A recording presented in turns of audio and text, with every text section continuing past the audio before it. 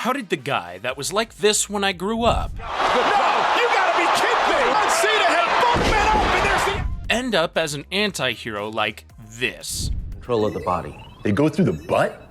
Well, I can't say for sure, but when there's comedy, chaos, and copious amounts of violence, you know James Gunn was cooking. That's right, today we're recapping the entire story of Peacemaker. Without further ado, let's get into it. The invisible bone.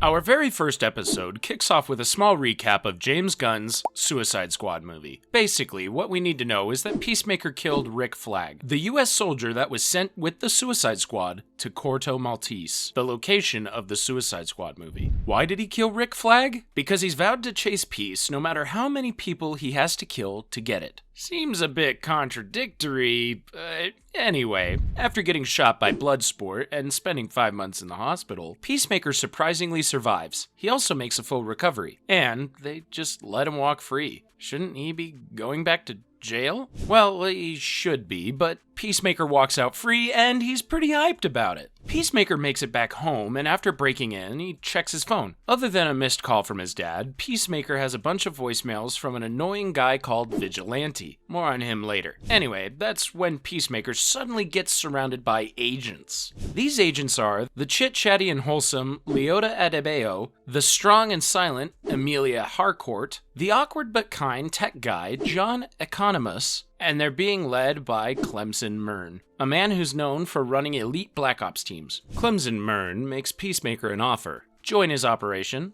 Project Butterfly, as an assassin, or haul ass back to Belle Reve prison. Peacemaker agrees to join them, but he also has to get his sidekick back first. To do that, Peacemaker, aka Chris Smith, goes to visit his dad, August Smith, better known as Augie. Here's the thing about Augie. He's a disgusting, racist piece and a terrible dad to boot. Anyway, we get to see Chris's sidekick, an eagle named Eagly. I'll have you know a lot of effort went into that name. Anyway, Chris does his best to get into his dad's good graces, but it's clear the old dirtbag wants nothing to do with him. So Chris grabs Eagly before asking for another helmet. Augie then opens his, get ready for this, hidden pocket dimension and gives Chris another helmet. Remember the pocket dimension, it'll be important later. Anyway, Chris grabs Eagly in his new helmet and heads to meet his new team at a restaurant, in full costume.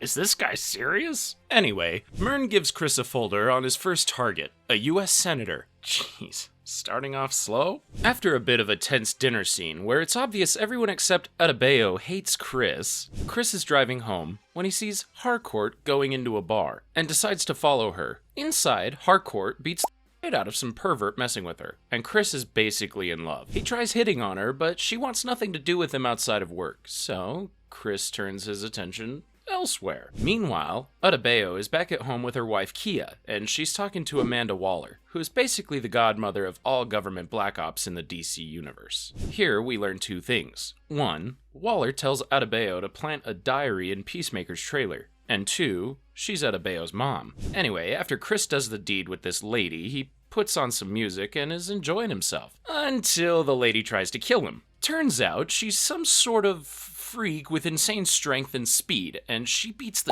out of Chris. The poor bastard jumps out the window to escape, and ends up having to use the sonic boom in his helmet to narrowly escape with his life. What the actual hell is going on here? Episode 2 starts with Chris calling Harcourt and telling her what happened. She tells Chris to stay put and immediately wakes up Adebayo to go get Chris with her. Apparently, Chris just killed a butterfly. More on that later. For now, Harcourt and Adebayo make it to the building Chris is in to try and rescue him. Unfortunately, Chris takes too much time stealing stuff from the apartment, including his alien thingamajig, and the cops show up. Cue the chase scene of cops running after Chris while he tries to make his way out of the building through a couple's window. Chris tries to escape but ends up cornered by the police, until Harcourt knocks them all out with tranquilizer darts. They make a run for the car, and Chris makes sure to get Eagly in before they set off. And they're all laughing. How can you enjoy something like that? Anyway, Economas was tasked with changing the ownership of Chris's car to avoid any suspicion, so he changed the ownership to Augie Smith. Idiot. Mern gets on his ass for it, but what's done is done, and now Augie is suspicious about what Chris is up to.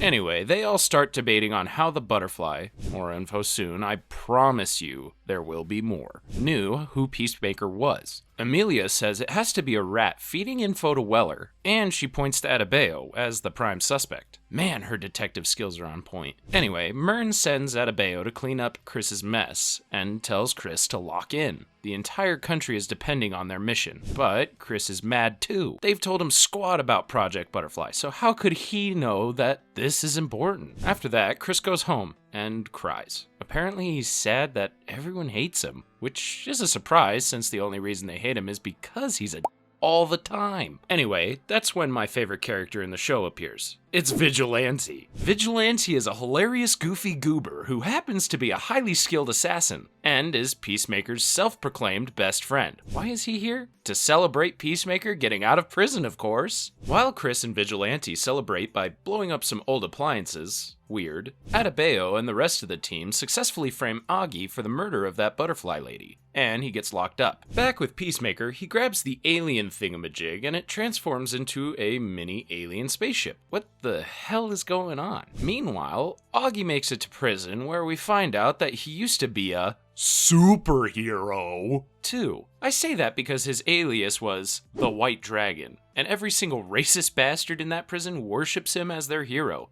Oh, that's gonna be a problem, isn't it? Episode 3 starts with members of the Project Butterfly meeting Vigilante for the first time. He's here to make sure that Peacemaker is okay, and to make sure that no one becomes friends with him. Yeah, he's kinda toxic. Anyway, the team gets on a truck, and we all get more info on the target. His name is Senator Royland Goff, and Peacemaker has to take him out, as well as his wife and 2 children. Why? Because they're all suspected to be butterflies. Just hang in there, you'll know what a butterfly is soon enough. I swear, get off me about that. Anyway, the team heads over to the senator's house, but Peacemaker can't get a clean shot, so they decide to wait till morning. After sharing a bonding moment with Harcourt, Chris is annoyed to learn that Vigilante has followed them there. But there's no time to mess around because it turns out that everyone in Goff's family is a butterfly. But Peacemaker is conflicted. He can't bring himself to shoot the kids. So Vigilante does it for him, and he takes out the mom too. This guy is cold-blooded. Vigilante's about to get Goff when his personal bodyguard,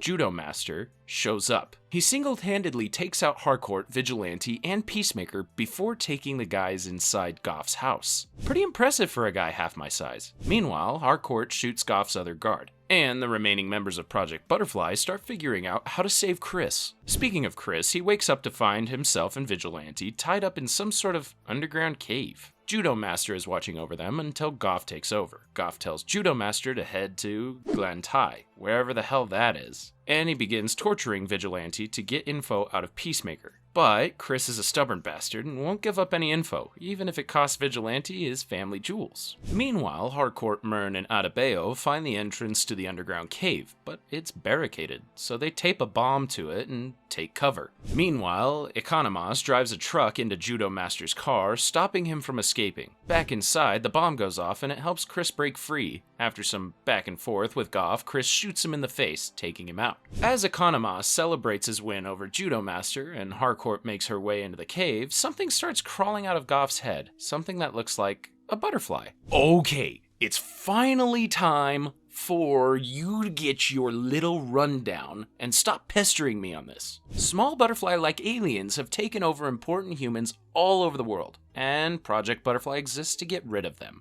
Now those are some juicy steaks. Pun intended. The following episode starts with the team going back to their HQ, which is just some old-ass office, and it's kinda chaotic. Vigilante is officially on the team now. Adebayo is struggling with how violent this job is, and they have Judo Master tied up in the break room. Myrn tells Peacemaker to get some rest as he'll get a real debriefing on Project Butterfly tonight. So Chris heads to his dad's home with Vigilante to grab some more helmets. But after he does that, the annoying old neighbor tells Chris that the police arrested Augie. Chris is furious that Economos have framed his dad, and immediately has Vigilante drive him over to see Augie. Myrn sends Adebayo to stop Chris, but even though Chris knows his dad is a human scum, he can't give up on his family. That's tragic. So, Chris goes inside and tells everything to Augie, asking him to stick with the story until Project Butterfly is over. So, Augie, being Augie, calls Chris an embarrassment and says he's gonna rat on them the first chance he gets.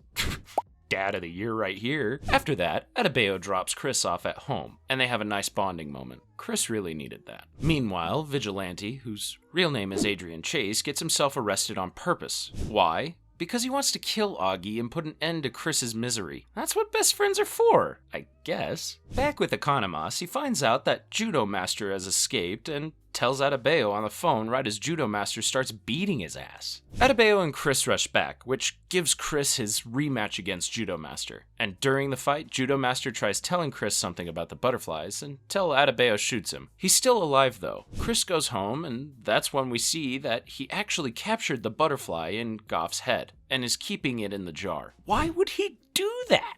Or an alternate take that could be kind of funny. You know, I'm all for putting things in jars for particular reasons, but why would he do that? While that's happening, Myrn gets Economos to remove Vigilante, aka Adrian, from the system to stop him from killing Augie. Adrian, meanwhile, insults Augie and his racist buddies before beating the shit out of his lackeys. Adrian is a badass, but the guards stop him before he can get to Augie. And now Augie knows he has to rat on Project Butterfly to save his ass. I love Adrian, but he's seriously messed up here. Back with Chris. He visits Harcourt and asks her what his file says about his childhood with his dad. So Harcourt tells him how the file says that Augie trained Chris to be a killer from a young age, and that he was somehow involved with the death of his older brother, Keith Smith. So Chris goes home and puts on some music, reliving the brutal childhood trauma Augie made him live through, which includes seeing Keith die. More on that later though. Meanwhile, Adebayo makes a breakthrough on the investigation and calls Myrn to let him know. Myrn says he's on the way, before we see that he's a butterfly too. Oh my hell. Episode 5 starts with Peacemaker being hungover and depressed. Relatable. We then get a quick scene of Adebayo and Kia's marriage falling apart in real time, because Adebayo is too focused on her work. Anyway, back at the Team HQ, Myrn gives a presentation explaining that the butterflies were discovered a few years back, and that they've taken over important humans all over the world. Luckily for them, Adebayo made a discovery. It seems like they get their food from a company named Glen Tai, and Myrn sends them all to investigate. During this meeting, it's clear that Chris hates Economos for framing his dad. Speaking of Augie, he's ratting on Peacemaker to the detectives and tells them to double-check his fingerprints as proof, so they agree to do it. Meanwhile, Economos and Chris find some common ground on music as they make their way over to the second mission. While they're doing that, Myrn is meeting with an old associate named Casper Locke, who's gonna clean up all this mess with Augie. And it is a mess, because the detectives find out that Augie's fingerprints don't match with the ones at the crime scene. He really is innocent. Well, innocent in this case. Anyway, the team makes it to Glen Tai warehouse and splits up. Peacemaker starts using his X-ray helmet to see the people with butterflies in their heads, and starts blowing their heads off with a shotgun. Pretty brutal. Meanwhile, Adrian and Harcourt find out that the entire warehouse is manufacturing food for the butterflies, and that every single person there is a butterfly too. They then get spotted, so they make a run for it and lock themselves in a room. Unfortunately for them, this room has a gorilla that's being controlled by a butterfly, and it starts whooping their asses. Luckily for them, Peacemaker and Adebayo show up, and they get rid of the butterflies outside. The gorilla is super tough though, and it's about to kill Chris, until Economos shreds it with a chainsaw. Good lord! Chris finally accepts Economos, and even Harcourt smiles as the team enjoys music on their way back. Meanwhile, Casper Locke gets planted as the police captain overseeing Augie's case, and keeps his ass in jail. This is what we call a necessary evil. Anyway, the gang makes it back to HQ, and they're all celebrating their victory. Meanwhile, the detectives go to get a judge so that they can investigate Peacemaker and put him in jail instead of Augie. Kinda weird how badly they want his Nazi dad out of jail. Back with Chris, Adebayo drops him off, and they share a drink. Adebayo does use this as an opportunity to plant the diary that I mentioned earlier in Chris's house, and then she leaves. She goes to the office and starts messing around with Peacemaker's helmet and finds out that Myrn is a butterfly. She tries running away, but Myrn chases her and pushes her to the floor as the episode ends. Talk about a cliffhanger. The next episode starts with Myrn not hurting Adebayo. That's when Harcourt shows up and they tell Adebayo the truth. Turns out Harcourt and Economos knew that Myrn was a butterfly. Lore time! The butterflies came to Earth and were peacefully living, inhabiting humans. But the one inside of Goff was their leader, and she decided to take over the planet. Mern's butterfly was the only one who was against it, so he took over Mern and is now working to stop them. Oh, and Amanda Waller doesn't know this. Well, this turned into a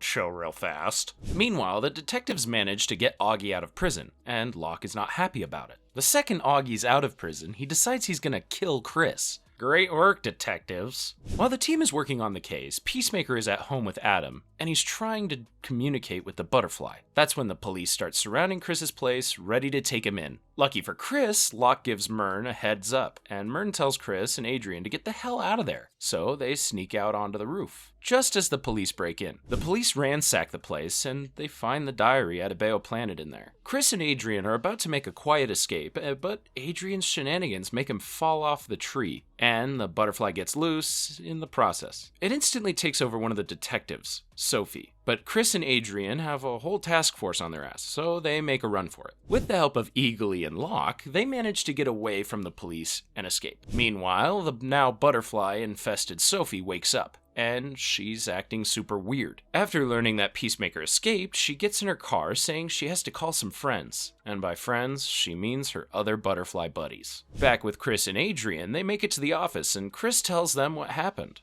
Mern is furious that he didn't tell them about Goff's butterfly being alive, but they don't have the time to fight right now. Because Economus just discovered where the raw material for the butterfly's food is coming from, Coverdale Ranch. And the team is gonna go there. Meanwhile, Butterfly Sophie calls over a bunch of butterflies and has them take over everyone in the police station, including Locke. We then cut to Augie, who suits up with the help of his racist buddies. The White Dragon is about to hunt down the Peacemaker. We then cut to Adebayo, who is ranting about her job to Kia. Kia says she should just quit, and Adebayo is seriously considering it. Meanwhile, Harcourt is really started warming up to Chris. She only thinks he's 85% a piece of... Hey, progress is progress. Chris then plays the piano, and the episode looks like it's coming to a quiet end, until we see the news. Turns out the butterfly-infested police department is using Peacemaker's diary to frame him for the murders of every single butterfly person. He's now a wanted criminal all over America. Well... Episode 7 kicks off with a haunting flashback. We see how Chris's brother Keith died. Augie made them fight when they were kids, and he was taking bets on it. Keith ended up having a seizure, and Augie blamed Chris for his death. Not exactly a classic superhero origin story. Meanwhile, Chris has figured out that Adebayo planted the diary, but he doesn't care. The way Chris sees it, if he's going down, he's gonna take out the butterfly's source of food with him. Economus and Adrian join him. They're going to Coverdale Ranch. Back with Adebayo, Harcourt is figuring out she framed Peacemaker and loses her. But Mern tells them that they can fight later. The entire police force is on their ass. While that's happening, Augie and his KKK buddies track down Chris using his helmet, and Augie attacks their truck. He tries killing Chris, but Adrian buys them some time with a gun and a grenade. He does injure himself in the process. We then cut to Judo Master, who's broken free and is hijacking a car. Back with Mern, Harcourt, and Adebayo, the butterfly-infested cops show up to arrest them. Now jumping back to Chris and Economus, Chris ties his helmet to a raccoon, sending Augie and his cockroaches on a wild goose chase. Adrian tries following them, but passes out because of his injuries. Meanwhile, Butterfly Sophie and the cops corner Mern, killing both his human body and his butterfly body. No! The butterfly cops leave, with Harcourt and Adebayo mourning their friend's death when Judo Master shows up. The fight begins, and the two girls team up to take this asshole down. Meanwhile, Chris and Economus find Adrian, but Augie's goons find them. And it's basically Peacemaker versus the KKK, which is pretty heroic if you ask me. Augie shows up and hurts Eagly. Chris fights back, but Augie has the upper hand and is about to kill him, until Adrian and Economus save the day. Chris then beats the out of Augie, saying he's the one who killed Keith, not Chris. It ends with Chris putting a bullet in Augie's head before dropping to his knees and crying. I can't imagine the amount of trauma he's had to deal with. Meanwhile, Harcourt and Adebayo make up, and they join the others again at a vet. Why a vet, you say? Because Chris was getting eagerly patched up, and he's made a full recovery. The group then decides that they're going to Coverdale Ranch, and they have a new leader now, Peacemaker. The plan is simple. The butterflies have some sort of alien cow that they milk for the raw material for their food. Peacemaker and the others have to get there and kill the cow before the butterflies teleport it away. The team sets off, but Chris hasn't forgiven Adebayo yet. The episode ends with a shot of the alien cow, and it's disgusting. The final episode of Season 1 sees the team making it to Coverdale Ranch. Their plan is pretty simple. Drop the sonic boom helmet from Episode 1 on top of the barn the alien cow is in, and blow it up. They get Eagly to do it, but he just tosses it into the forest instead. Stupid bird. The gang splits up to search after hallucinating about Augie. Peacemaker helps Harcourt find the helmet. Since Eagly is useless, it's up to Economos to disguise as a policeman and get the helmet inside. Why? Because he's the only one the butterflies don't recognize. So John makes his way inside the barn, blending in like a pro. But when he sees the alien cow, John just drops the helmet and gets out. He's terrified, and I don't blame him. However, one of the butterflies finds the mask and they all start running after John. Luckily for him, Adebayo uses a walkie-talkie to activate Sonic Boom just in time. She uses it 4 times, taking out a bunch of butterflies and making the barn collapse. And with that, Chris, Harcourt, and Adrian start shooting their way through butterflies in a brutal but awesome fight scene. Seeing Butterfly Sophia going after the cow,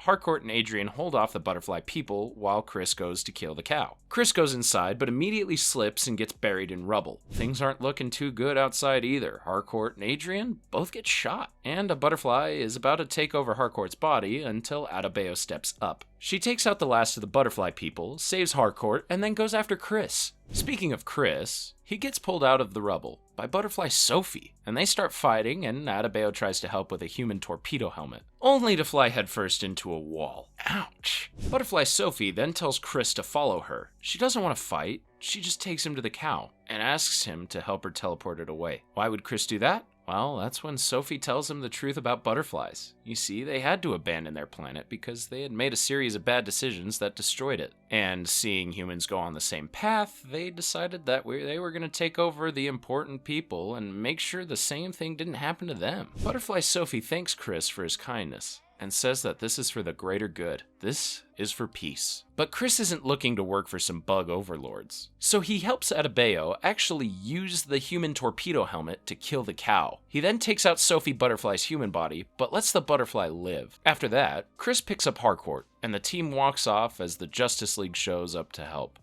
Too late now. Afterwards, while Adrian and Harcourt get treatment, Adebayo and Chris make up, and Adebayo decides to do the right thing. She holds a public press conference and exposes Amanda Waller and her Black Ops, proving Chris is innocent. After that, Adebayo gets back with Kia, Economos goes back to work, Harcourt makes her recovery, and the season ends with Chris sitting with Eagly and a version of Augie. You can't get over trauma that easily. Season 2 kicks off with Chris now living in Augie's home. Eagly wakes Chris up because he wants to fly, but it's really cold outside. So Chris takes Eagly flying in the pocket dimension his dad was hiding in his bedroom. But when Chris follows Eagly, he finds another door with Peacemaker helmets in front of it. Chris sees the same number pad on the door and he uses his dad's code. And surprisingly, it works. Chris goes inside to see a beautiful home, but that's not important. What's important is the bunch of memorabilia celebrating the top trio, a superhero team consisting of Chris, Augie, and Keith. Before Chris can do anything though, Augie shows up behind him, asking him what's wrong. Chris immediately runs out. He looks like he's seen a ghost, and that's because he just did. We then have a time skip to 6 months later. Adebayo is driving Chris to a tryout for the Justice Gang, who you'll know as the superhero group from Superman. Chris gets there and is being interviewed by Green Lantern, Hawk Girl, and Maxwell Lord, the guy who funds the Justice Gang. Chris really wants to be a real superhero and pours his heart out to them, only for them to be complete jackasses to him. So Chris leaves and he's on the verge of tears. Making John Cena cry has gotta be a war crime. We then cut to Harcourt, who then gets rejected from the NSA because she has a toxic masculinity? I think we've discovered a new level of sexism. In reality, Harcourt can't get a job at any intelligence agency because Amanda Waller blackballed her, and she's mad about it. She gets back home to find Chris, and they swap their shitty interview stories. Chris then wants to talk about something. You see, some time ago, these two had a one-night stand,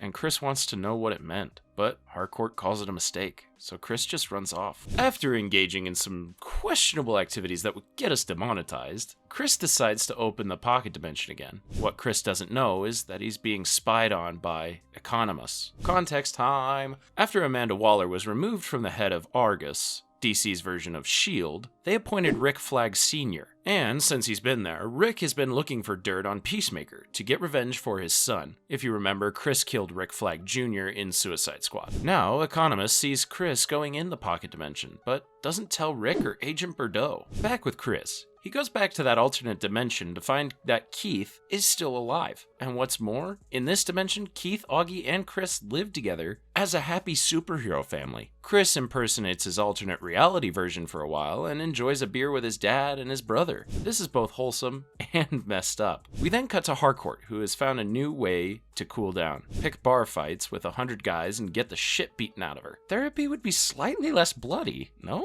Anyway, while Chris is living out his dream in the other dimension, Economus goes to Adebayo and asks her to ask Chris about the pocket dimension. Chris looks at his alternate self's room and finds something shocking. Alternate Chris and alternate Harcourt used to be a couple. Just then, Chris hears a gun reload behind him. This dimension's Peacemaker is back home, and he's got a gun to Chris's head. A fight breaks out, and it takes both Chris's to the pocket dimension. There, our Chris is about to get killed, but uses some quick thinking to flip the tables, and he kills alternate Chris instead. Well, that's one way to end an episode. The next episode starts with Chris realizing what the hell he's done, and immediately trying to hide the body, but when it didn't work, he calls Adrian for help. Meanwhile, we see that Adebayo and Kia broke up. Things are real messy for them. Things are also messy for Harcourt, who's walking around with a face more bruised than a banana, and it's getting her a lot of unwanted attention. Meanwhile, Economus gets a surprise visit from a man named Agent Fleury. Here's what you need to know about Fleury. He's funny as hell.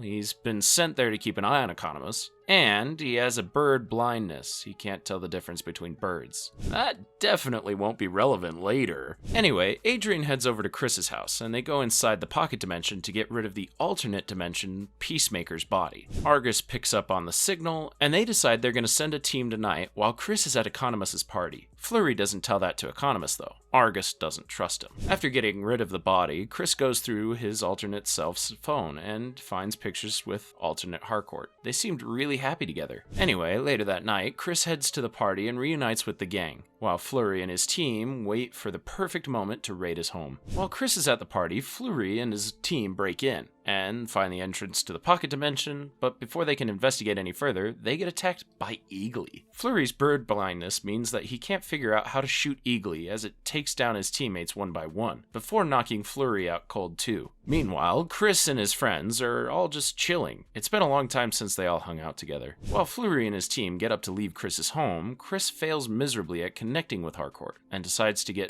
faced. In fact, he gets so drunk, he doesn't even notice the mess in his home when he comes back. Instead, he takes a trip to the pocket dimension, and he texts alternate Harcourt. Already calling it, this is gonna end horribly. Episode 3 opens with a flashback to 3 years ago. Turns out, before Rick Flag Jr. went to Carto Maltese and died, he and Amelia were having a fling. Not only that, but they were good friends too. Oh boy.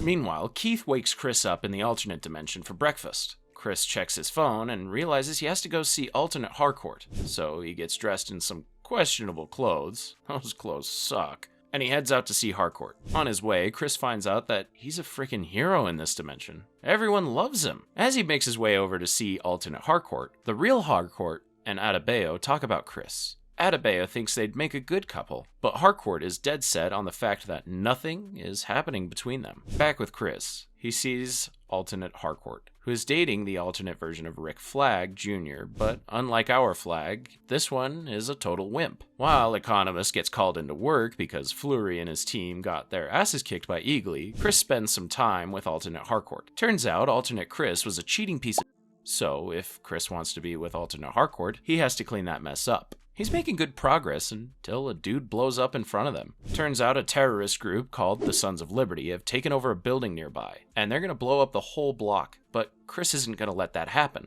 Alternate Harcourt watches as Chris makes his way inside the building, takes out every terrorist, and successfully defuses the bomb. Keith shows up with his suit to destroy their escape helicopter, and Chris comes back outside to see people cheering for him. Harcourt then hugs him, and Chris is loving this dimension. Meanwhile, Economist goes into work to find out that Bordeaux has gathered a team to storm Peacemaker's home. They are going to confiscate that pocket dimension. She even recruited Judo Master. Not only that, but they've also hired a guy called Red Saint Wild, who's apparently the world's best eagle killer? How dare they? As the team makes it over to Chris's home, Chris shares a wholesome moment with Keith before going back to his own dimension to handle some business. What Chris doesn't know, though, is that his home is surrounded by Argus agents. Oh boy. The next episode starts with a flashback to 35 years ago. Chris, Keith, and Augie were out hunting, where Augie killed an alien, and that's how they found the pocket dimension. Back in the present, Chris is chilling when he gets a text from Economist warning him about the agents coming to his house. So Chris grabs the key to the pocket dimension, grabs Eagly, and gets out right as the Argus agents storm his house. Chris had a head start, but that doesn't stop Judo Master from chasing him down, and they start fighting. Meanwhile, Economist is with Red, who's gonna shoot down Eagly. So Economist pushes Red, who falls down, hits his head on a rock, and passes out. Ouch. Meanwhile, Chris manages to take out Judo Master and texts Adebayo to come to get him ASAP. Back with Economist, he wakes up Red, who is seemingly gone insane. He's saying something about Eagly being the primal eagle from myths or whatever, and Red's gonna make sure he kills it. Whatever, dude. Anyway, Bordeaux tells Economist to hack the password for the pocket dimension, as Chris is escaping with Adebayo. So Economist does his best by stalling so Chris can have some more time. Chris, meanwhile, tells Adebayo about the alternate dimension, and she's a bit freaked out. Honestly, who wouldn't be? Anyway, Chris and Adebayo make it to the abandoned old house. Chris is going to move the entrance to the pocket dimension here. As he's doing it, Bordeaux is forcing Economist to hack into the original entrance. Luckily, Economist manages to stall them long enough, and Chris manages to move the portal. Phew, that was close. Bordeaux tells this to Rick Flag Sr., who's hell-bent on putting Peacemaker in jail. So Flag goes to see Harcourt. There, Flag offers her a job at Argus, under one condition. She has to bring him Peacemaker. This guy can really hold a grudge, huh? Meanwhile, Adebayo tries talking Chris out of going back to the alternate dimension, and she says Chris belongs here. Chris thinks about it and decides he needs to talk to Harcourt. So he takes Adrian's car and heads out. Harcourt then tells Flag about his meetup, and they plan an ambush for Chris. Don't worry though, Harcourt gave Chris the signal that this whole thing is a setup. Meanwhile, it turns out that Red wasn't full of He conducts some voodoo ritual and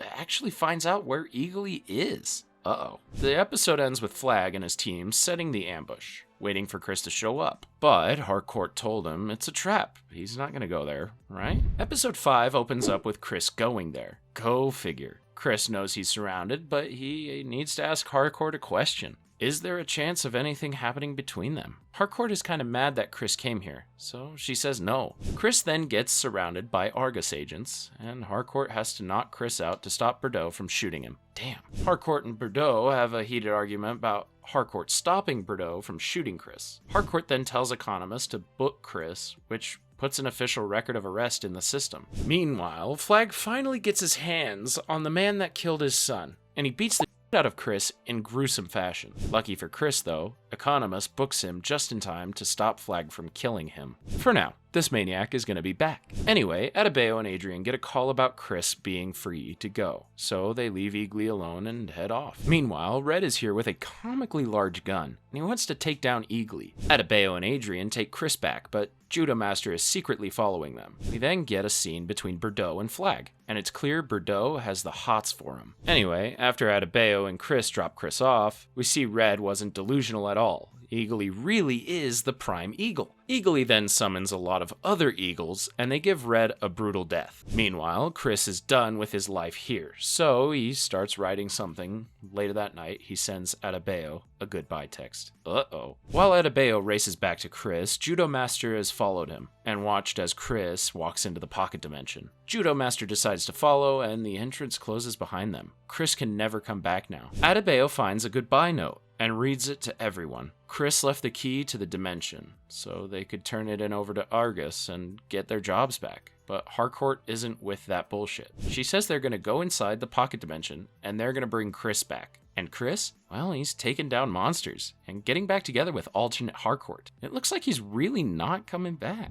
Episode 6 starts with Chris going to dinner with his alternate family and alternate Harcourt, where he's enjoying every second of it. Back with Chris's real friends, they head to Adrian's basement and set up the pocket dimension there. There, they see Adrian has stashed all the illegal money and drugs he's ever confiscated in his basement. This guy is literally sitting on millions of dollars. Yeesh. Anyway, they set up the pocket dimension, and the resulting explosion covers them all with cocaine, which is not ideal. Still, the pocket dimension is working, so the gang heads inside. Meanwhile, after learning that Harcourt and Economos are MIA, Rick Flag Sr. decides to take desperate measures. He's going to Belle Reve Prison to meet someone. But who? While that's happening, Harcourt and the others find the alternate dimension and plan to investigate until Keith shows up. So Harcourt pretends like she's alternate Harcourt, and Keith says he'll drop her off at Argus. That's where alternate Harcourt works. Uh-oh. Things get even worse when Adrian decides he's gonna split up and meet his alternate self, leaving Adebayo and Economos alone. Meanwhile, Chris is on his way to Argus too, and alternate Harcourt says she'll join him later. Maybe that gives the real Harcourt some time to escape. Speaking of Harcourt, she gets detained at Argus because a dog smells cocaine on her. Thanks, Adrian. Chris makes it to Argus just in time to see Harcourt being taken away, and he's shocked.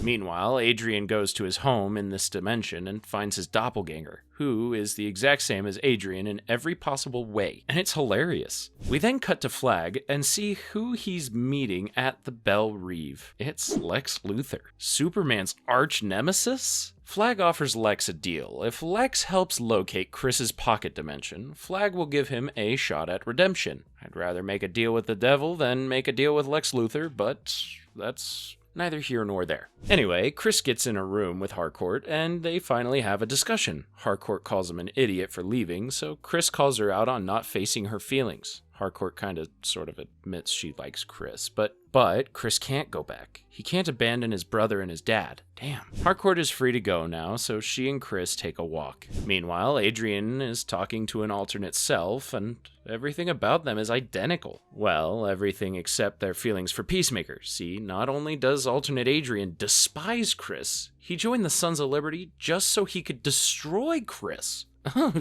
The last 3 minutes of the episode go crazy. Adebayo leaves the house for a walk, and Economos is alone, until alternate Augie walks in. So Economos hides from Augie. Back with Adebayo, she notices everyone is looking at her strangely, and that's when Harcourt mentions the obvious. She hasn't seen a single person of color since she's been here. Why? Well, Chris takes a look at the American flag, and it has a swastika on it? That's right, they're in Nazi America. Guess this dimension is more different than Chris thought. Meanwhile, Augie catches Economos, who tells Augie literally everything. Damn it, Economos. The episode ends with everyone in the alternate reality chasing Adebayo like she's an escaped convict. Jeez, that escalated quickly. The next episode starts with Chris learning it's pretty obvious that he was in Nazi America. There's a giant mural of Hitler behind him. Chris realizes this was all a mistake. They need to get out of there. So the real Harcourt and Chris start fighting their way out of alternate Argus. Meanwhile, Adrian and alternate Adrian are talking to each other. Turns out the Sons of Liberty are actually freedom fighters trying to take down the Nazi dictators. Unfortunately for alternate Adrian, Germany won World War II in this dimension. That's why they're in this mess. Anyway, both Adrians head out to save Adebayo. She's gonna need their help. And need it she does. Because she's being chased down by the whitest people I've ever seen. Like, I'm pretty sure pepper is pretty spicy for them. Lucky for her, Judo Master shows up and electrocutes all the Nazis before getting her to safety. While Chris and Harcourt escape Argus, Keith comes home, and alternate Augie tells him about Chris being from another dimension and all that. So, alternate Augie and Keith leave Economos tied up and go looking for Chris. Meanwhile, Judo Master and Adebayo have a bonding moment. Man, nothing brings people together more like fighting Nazis. While Judo Master and Adebayo play Scrabble to pass the time until they can escape, Chris and Harcourt have a romantic getaway from the police. I know that sounds weird, but that's literally what happens. Anyway, they get cornered by the police until alternate Augie and Keith show up and save them, before saying Chris and Harcourt need to come with them. Oh boy. Meanwhile, Rick Flag Sr. and Bordeaux get one of Lex's employees, Sidney Happerson, to find where the pocket dimension is, and they track it to Adrian's house. Meanwhile, Judo Master and Adebayo bond some more before they decide to make their escape. While that's happening, Chris and Harcourt go back to Economus. There, alternate Augie and Keith ask them what the hell is happening, so Chris tells them how they accidentally came here, and killed alternate Chris in self-defense. Chris then says he stuck around because he wanted to see what being a part of a family felt like. Damn. While the two Adrians catch up to Adebayo and Judo Master, they try to figure out how to get inside to their friends. We learn something shocking though. Turns out alternate Augie isn't a Nazi at all. Not only does he disagree with the racism, he wants to let Chris and his friends leave without taking revenge. Never thought I'd respect a man named Augie, but here we all are. Unfortunately, Adrian doesn't know that alternate Augie is a good guy, so Adrian breaks in and kills him. To everyone's horror. The police barge in, so Chris and his friends fight back as they head for the exit. Keith wants revenge now, so he tries killing Chris, but Chris's friends save him. Chris stops them from killing Keith, though. He couldn't see his brother die twice. He then apologizes to his brother before going through the pocket dimension. Harcourt tries killing Keith to stop him from coming after them, but police show up, forcing her to make a run for it. Chris and his friends make it back to their dimension, and Chris shuts down the pocket dimension. Chris then hands it over to Argus, takes the blame for everything, and gets arrested.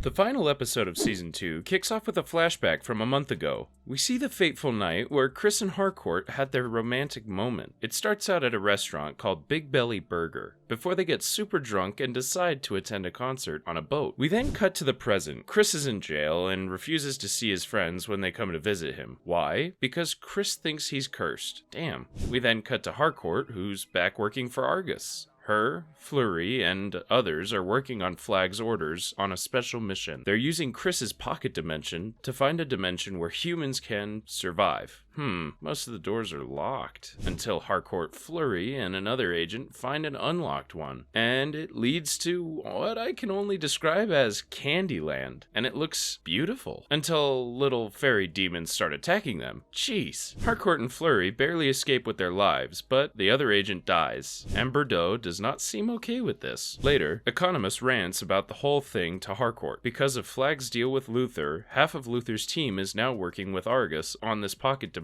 project. And he's not okay with that. Oh, and Eagly is living with Economus, and he's super depressed. He misses Chris. Aw. Meanwhile, Adebayo visits an also depressed Adrian, and convinces him to use the blood money to bail out Chris and get him a good lawyer. But the second Chris is out of prison, he just grabs Eagly and disappears. He doesn't want to face his friends. He thinks he's cursed, remember? Come on, Chris! While Chris runs away, Harcourt, Bordeaux, Fleury, and other Argus agents continue dimension hopping, while Flag just laughs it up with Luther's crew. Wow, this guy is a total...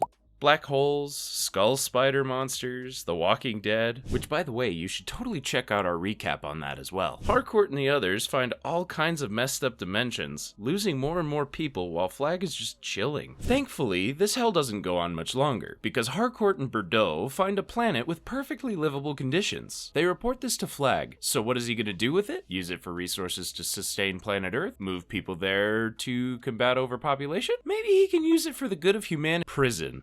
A meta-human prison. That's what this whole thing was for. Learning this was the last straw for Bordeaux. She's done with Flag and Argus. She asks Harcourt for help, so Harcourt introduces her to Adebayo. Why? Because Adebayo has ideas for an agency that actually helps people. Meanwhile, both Harcourt and Chris have flashbacks to that fateful concert on the boat. It was a pretty normal thing. Two people go to a concert, the music makes them feel things, and then, they kiss. Unfortunately, Harcourt immediately bailed on Chris after that. And that's why Chris has been asking Harcourt if it meant something. Meanwhile, Adebayo accepts that she and Kia aren't going to work out in a heartbreaking scene.